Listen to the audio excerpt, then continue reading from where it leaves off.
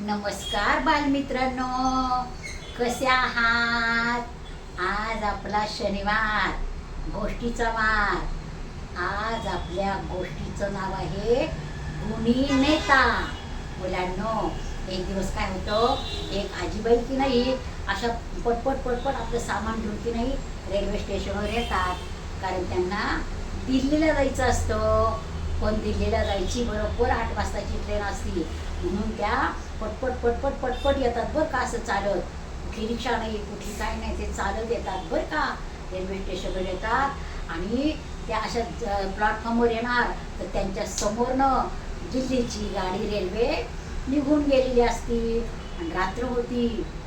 परत घरी जाताच येत नाही त्यांना. मग त्या की नाही खूप त्यांना वाईट वाटतं. आता काय, आता दुसरी गाडी तर आपल्याला उद्याच मिळणार, मग आता काय करायचं. मग त्या तिथं बसलेल्या असतात की नाही, मग त्या एका बाकड्यावर त्या बसलेल्या असतात.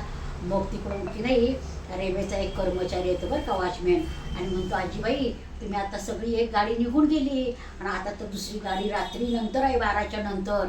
मग तुम्ही काय करता म्हणे इथे बसून, तर कुठे जायचं आहे तुम्हाला.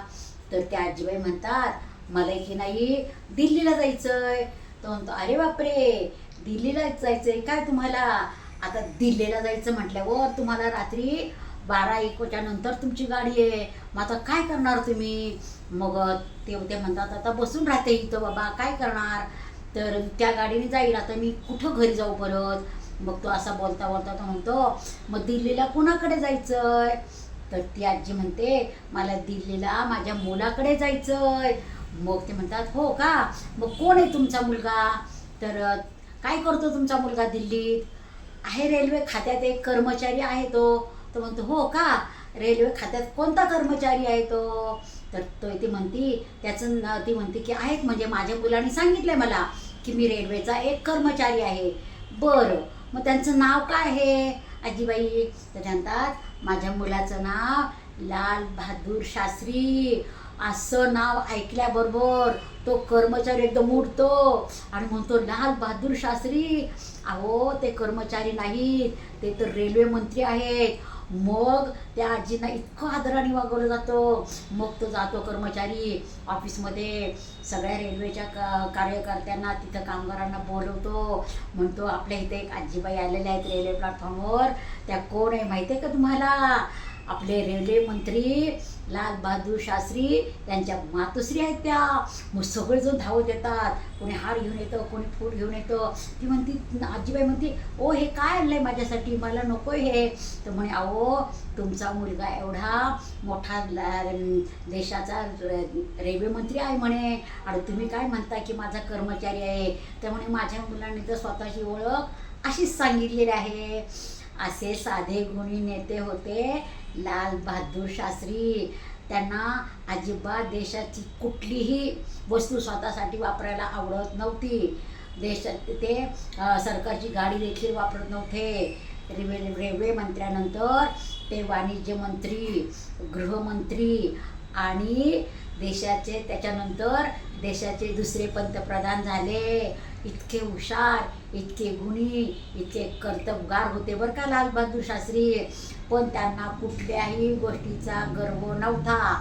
आपला जेवढा पगार मिळेल त्या पगारातच ते घर खर्च भागवायचे. जादा पैसे त्यांना नको असत. त्यांना कुणाची लांडी लाबाडी केलेली चालत नसे.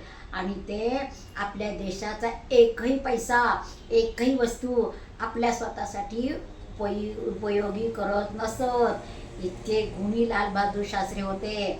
असे जर नेते आत्ता असते तर आपल्या देशाची भरभराट झाली असती. आवडली का गोष्ट. असे होते गुणी आणि ज्ञानी लाल बहादूर शास्त्री.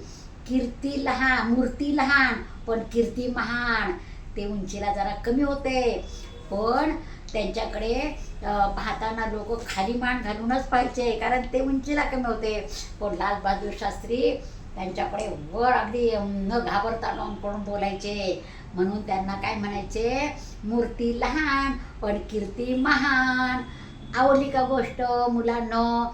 आपण पण आपली कीर्ती महान करण्यासाठी, देशासाठी आपण साधेपणाने राहिले पाहिजे.